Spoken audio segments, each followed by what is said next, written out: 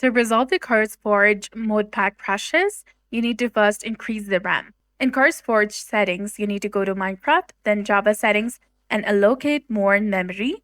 You can download and install the latest Java version from the Oracle's website and update it through the Java control panel. Install the latest drivers from your NVIDIA, AMD, or Intel graphics.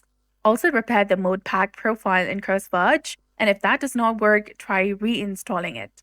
Examine the crash logs, usually in the CurseForge/Minecraft/logs to find the problematic modes and remove any conflicting modes identified.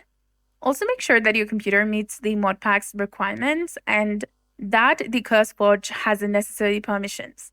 And keep your Minecraft and the Java versions updated, especially for the newer Modpacks. And also run it as an administrator.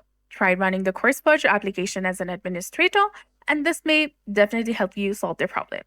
So that's it for this video. I hope you found this video helpful. If you did, please like, share, and subscribe. Thanks for watching. We'll see you again in the next one.